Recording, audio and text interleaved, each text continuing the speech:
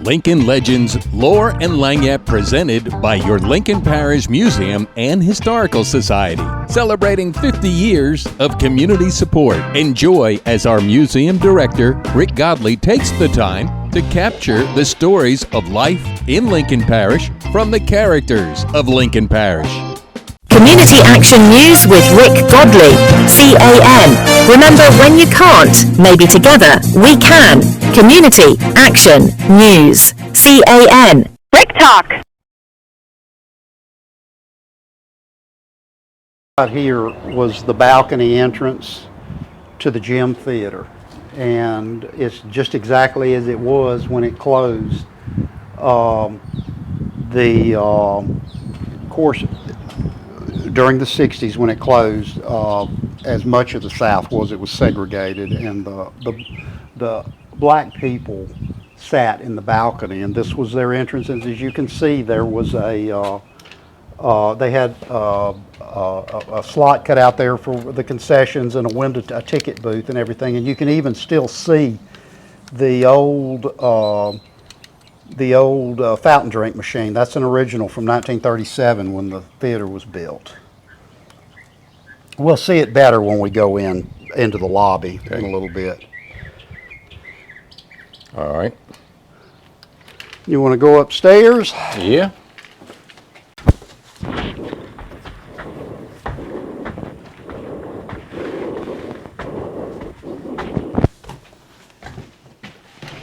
And again,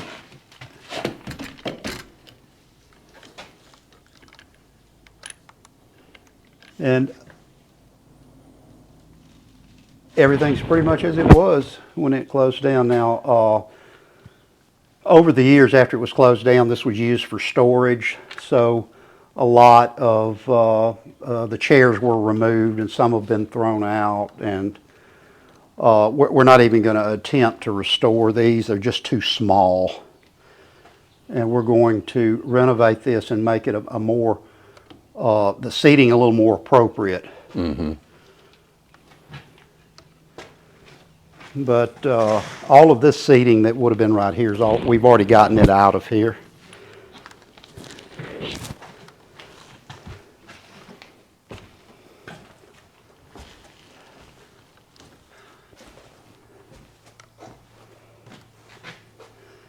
The auditorium is over here. The stage will have to be rebuilt.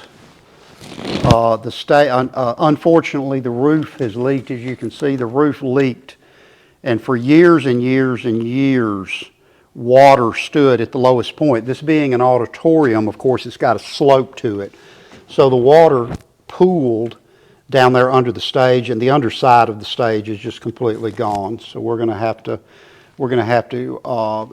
just tear it out and start over, and which we needed to anyway, because we're going to make the stage look kind of like the original stage did, but it's going to be about 4 feet wider on the sides, and it's going to be about 6 feet deeper to accommodate live acts, anything that anybody wants to perform, musical venues, things of that nature. And another thing too, if you see the original frame of the movie, where the movie screen was, that was the size of the original movie screen, which, by the way, is rolled up right down there in a crate. I'll show it to you when we get down there. It's still here. However, it rotted. Water came in and it got in the crate and it rotted. And even if it hadn't, it wouldn't have been appropriate, because when this movie theater was built in 1937, films were made in an aspect ratio of 4:3, which is like the old analog TV. For those of you old enough to remember, that's what the old analog televisions was a 4:3 aspect ratio. Well, everything fit the screen because that's how the movies were made back then. Well, now everything is made in the widescreen, and for a good number of years it's been that way. So in order to have a functional theater, we're going to have to rebuild all of that. We're going to have to make the stage bigger to accommodate a 16:9 aspect ratio for the screen, so that we can show movies in the proper format instead of making it We just couldn't make it hit the screen. It would have to be, it would look awful if we didn't do that. Mm-hmm. Cool ceiling. Yeah. That architecture, I'm shining the light on it right there, is really cool. And that is the way they built these theaters back then. They made the ceilings in tiers like that. And I think they did it, I'm not 100% sure, but I think they did that as much for acoustic reasons as they did because it looks cool. Mm-hmm. But as you can see, 60 years of this place being closed up and water leaking has completely destroyed this. We're gonna have to completely redo that. We're also gonna have to completely redo these walls. Well, actually, that's not true. The east wall over here is in mint condition. All we're gonna have to do is figure out how we're gonna decorate it and repaint it. This one here, I've already talked to the carpenter. We're gonna have to just completely take this down and redo it, because once it has started peeling away like this, you can't splice into it, for lack of better words. You have to remove the whole thing and start over. Cool. Yeah. And when we get down into the auditorium itself, I'll explain more about how things were and what we're going to be doing and so on. All right.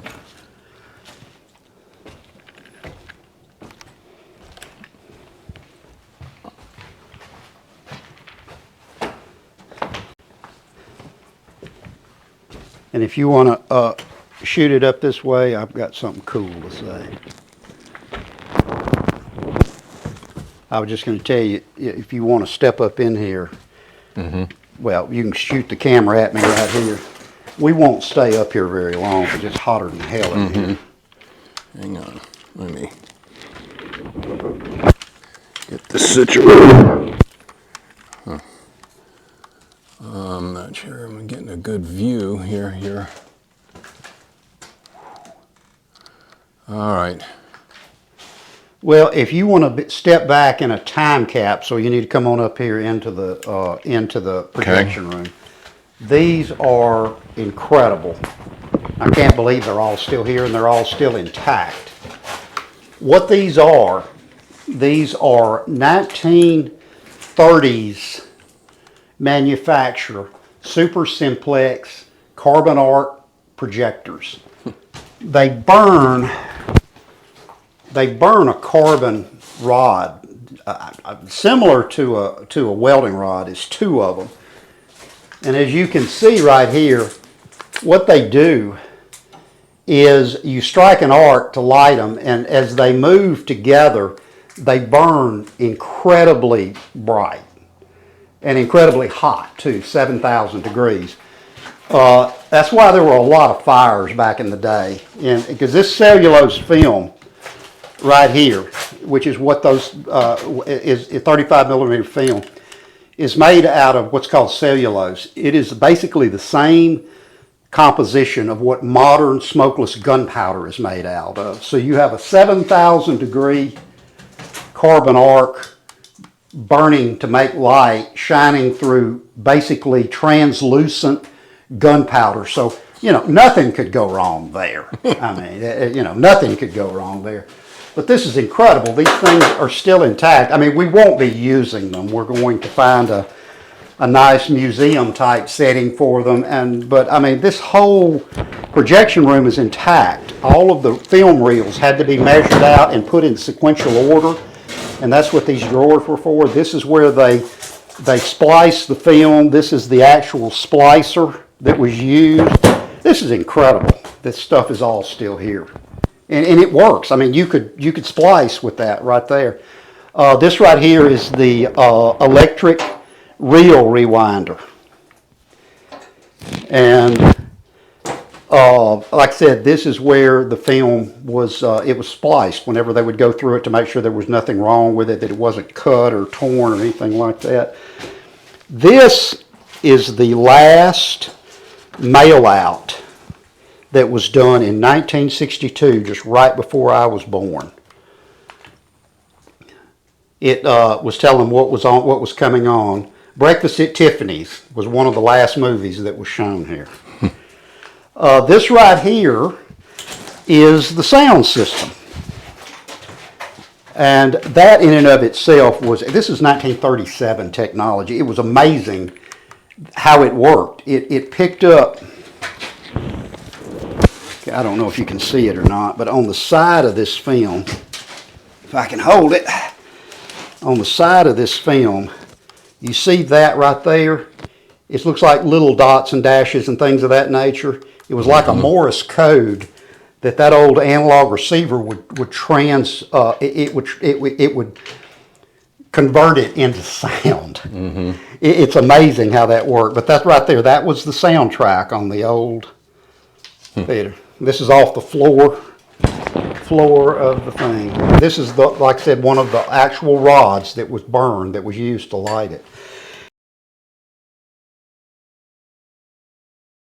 To where the edge of that is. We're going to have to add 4 feet to each side to have room to have a functional movie screen.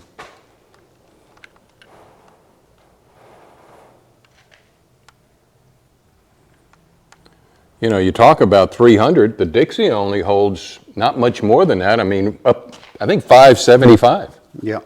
You know? Well, when we get through with it, it will hold, I think if I remember right, that figure changes like the weather, because every time we look at how we're going to lay it out and how many seats, it varies a few, but I'm going to go out on a limb and say we're going to have approximately 250 is going to be the maximum capacity, because like I said, these chairs are going to have to get bigger, which is going to mean less people. And also up here in the balcony, we're going to make it really neat. We're going to put tables instead of seats up there, because this place is also going to be used as a venue, and it's really neat if you could sit down.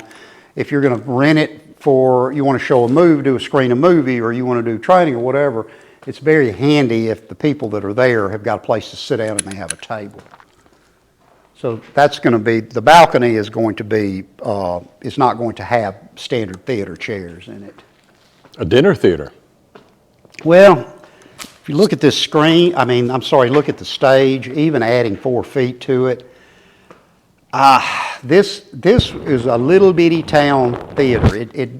Where would the people change? Where would they, it just isn't big enough. I don't think it would accommodate theater type live performances. You don't know theater people. We'll take our clothes off anywhere and put on. Okay, I get that thought out of my mind. What the screen looked like. Yeah.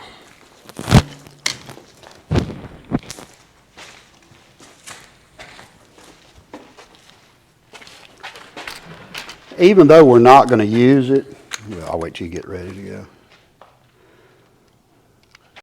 All right, so what are we looking at? Okay, this is the actual screen. I mean, we couldn't use it because you're looking at the width of it right there. We couldn't use it if it wasn't damaged anyway, because and another thing too, it's yellowed. You have to have a really consistent colored screen to show film on, show movies on. But I hate it that it's damaged, because it was just something that was pretty cool. I mean, I'm guessing we're just going to have to throw it away. It can't be used for anything. If you want to get over and take a look at it.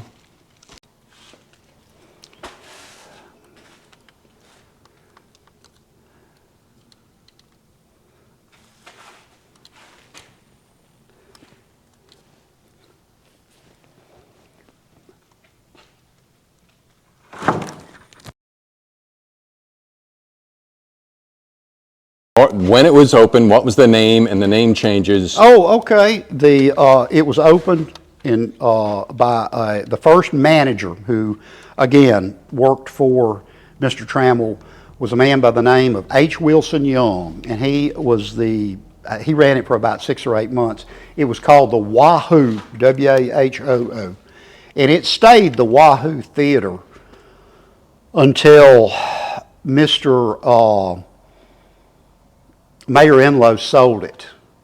And when he sold it, the couple that bought it, they made it part of what was called the Joy Theater chain out of New Orleans, which was a big chain. the theater didn't belong to them. It was like they franchised it, and they used the name, the Joy, and that got them better distribution terms for the films. And it stayed that until the fire. When it burned down, Mr. Fontenot, when he reopened it, he named it the Gem, the Gem. Mm-hmm. And that is what it was when it closed, and that's the name we're going with when we get it opened back up. Give us the history as you know it for when it was opened, name changes, and then the final closing. Sure. I'll do that here in just a second, but before I forget about it, I just wanted to show you. Well, I'll tell you what, I'll explain all this when I get to that point in the history.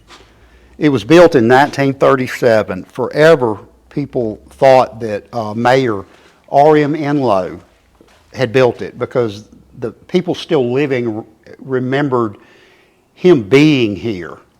Okay, R.M. Enlow was the longest serving mayor of Dubach, possibly of any city in Louisiana. He was an old man and had been mayor for 30 years when I was old enough to know him in the early 1960s. So, I mean, he served for, I think, close to 50 years as mayor of Dubach.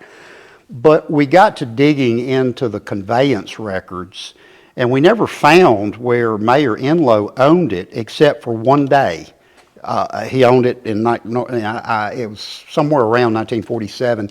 He bought it and sold it the same day, which explained a lot. We dug into some trade magazines, and the conveyance records kept showing George L. Trammell owned this land, owned this property when it was built, and owned it for 10 years after that.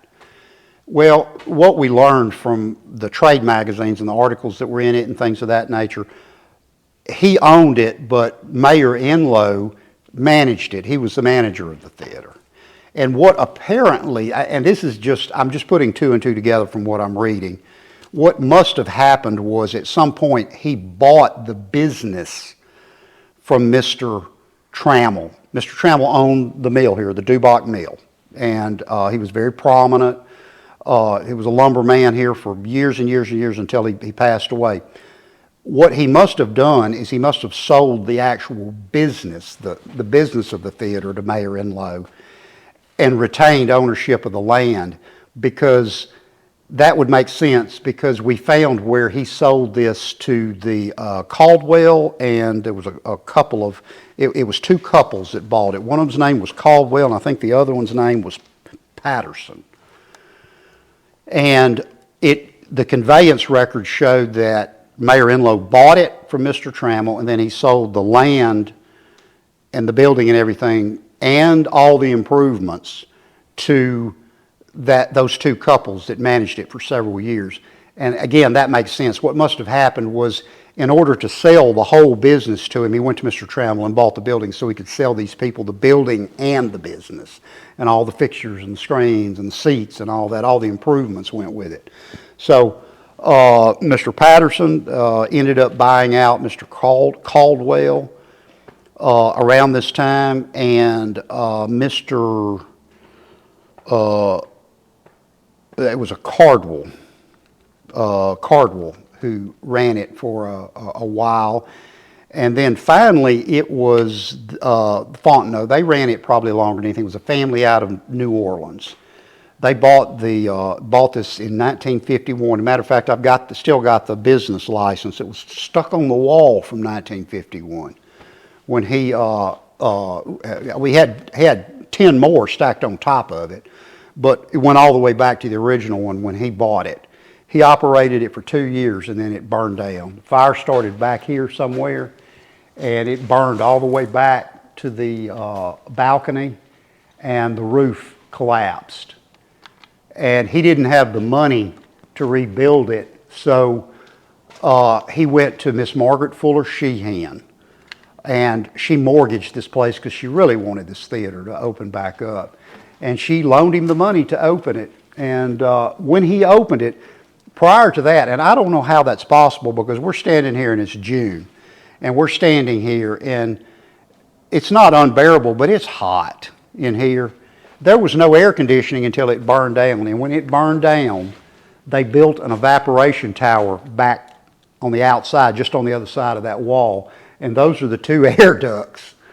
And what it did, the return air came up under the stage here, and the return air the return air duct went all the way through underneath the stage, and it went out a hole in the back of the wall back there, and the air came up through that evaporation tower. And from what I am told by the old timers that remember coming in here after 1953 when it opened back up, it was always cool in here. But then again, we're talking to people that probably weren't used to having air conditioning at home. So if it was 76 degrees in here, you could hang meat, they thought, probably. But anyway, I just thought that's pretty neat. That old the ductwork from the old evaporation air conditioning system's still there. Of course, we got to tear it out. I mean, all of this has got to go because we're going to have to rebuild it. The bathrooms are going to cost me a bloody fortune. But anyway, that's something. Back in the day, we found out, we were like, what in the heck is this? That's a 10-inch concrete slab. Mm-hmm. And what we learned is, back when this thing was built, it was Great Depression. People didn't have money. At some point along the way, there was a plumbing failure. And it was cheaper to just take everything out except a urinal. And this became the men's bathroom. And you had a urinal. And what they did was they just laid the plumbing, instead of breaking the foundation up and finding out what the problem was, they just bypassed it, and then they laid the concrete over it just so they didn't have to dig out there and to save some money. Mm-hmm. And that's what we have learned from asking about it, is that's what we think has happened. But that's going to have to go. The fire marshal, that would never pass muster with a fire marshal. We're going to have to bust every bit of that out and redo it. That's why I said this bathroom, it may be a budget buster here. But, and if you come this way, we're going into the auditorium itself. The theater held 300 people when it was built. But the seats are just, they've got to go. Even if it wasn't for the fact that all of the water has come through and a lot of these seats have dry rotted or they've gotten wet and rusted. And of course, God only knows where we would find a match for these if we wanted to do it. But the main problem with these is the armrest on these is 19 inches from center of armrest to center of armrest. It's about that much. And that was the industry standard in 1937 when this was built. Well, the industry standard now is 24 inches. Apparently, American behinds have gotten bigger in the last 60 years. It's just not, they're not practical. It's like going to an LSU football game and sitting in the nosebleed section. I mean, you just got just enough room to sit down. We're flying in a modern coach today. But these are neat looking old seats.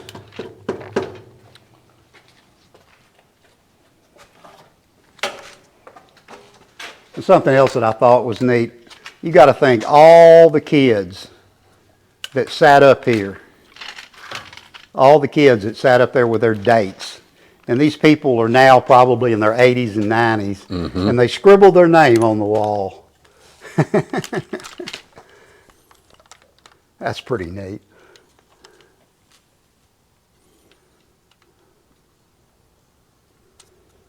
But yeah, we're going to leave that cry room there. That's just too neat for us to take it out. Mm-hmm. And of course, we're going to make it functional. We're not going to go out of our way to change things too much, but we are going to make it functional.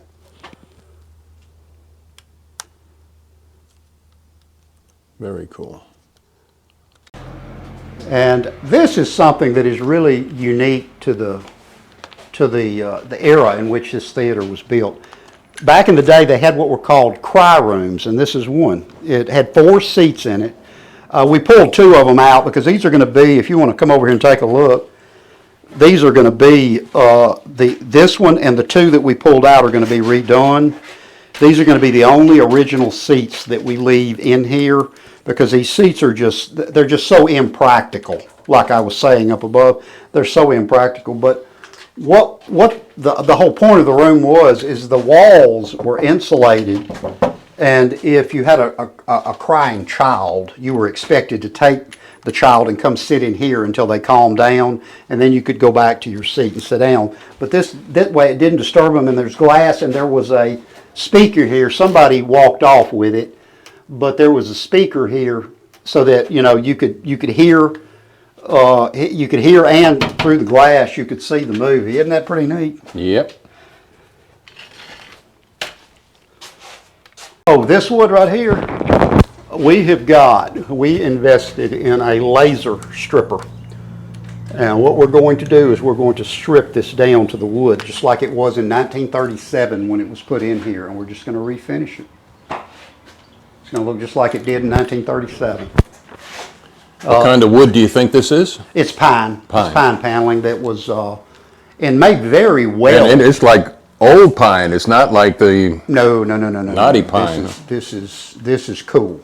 This is absolutely, you're not going to believe how cool that's going to look when we get the old varnish off of it. This old water fountain, I was told that as late as in the 70s, when the people who owned the building and just used it for storage, they kept the utilities on. It still worked when they turned the electricity off. I don't know that I want to drink out of it without going through it, but it's really cool. We plan to restore it. It's just super cool. But it worked when the electricity was shut off. Cool. And this right here is really cool. This is a 1930s Perlick is the name of it. And Perlick still makes fountain drink machines. This one had 3 drinks. And from what I was told, there are some people still living that used to come to the theater. And there was Coca-Cola, Dr. Pepper, and I think orange soda. No, I'm sorry. They had like a 7-Up. It was before Sprite. You had Coca-Cola, Dr. Pepper, and 7-Up. Those were your 3 choices.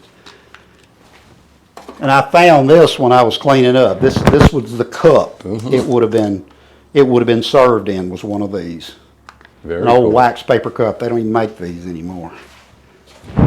Telling off my age, I drank a mini of Coke out of one of those. We were cleaning up, and this is something else that is just super neat. We found a stash of these. These were 50-pound popcorn bags. And I'm sure they went through a bunch of them because, movie theater. But anyway, the bag, we plan to, this is one of the things that we're going to frame and put up in the lobby as a display. But Blevins was the company that supplied the theaters with popcorn back in the day. So you think that would pass code? Or? Oh God, no! Look at that. Somebody took an old light fixture and took the center out of it and screwed a bus fuse into it and tied it into the breaker box. But I mean, this was probably done in the 1950s when somebody did that. No, all of it's going to have to be completely rewired. There's absolutely none of this wiring can be used. And that's about all we got. You want to move into the lobby? Yep. Thank you for watching Lincoln Legends Lore and Lagniappe, presented by your Lincoln Parish Museum and Historical Society, celebrating 50 years of community support. Please follow us on Facebook for all future events as we celebrate our 50th anniversary this year. Thank you once again for your contributions of support. This has been a Godleyworks for Nonprofits production in association with Rick Godley's ATL Features. ATL stands for All Things Local. ATL also stands for All Things Lincoln. Ladies and gentlemen, thank you for coming. Please drive carefully and arrive home safely. Good night.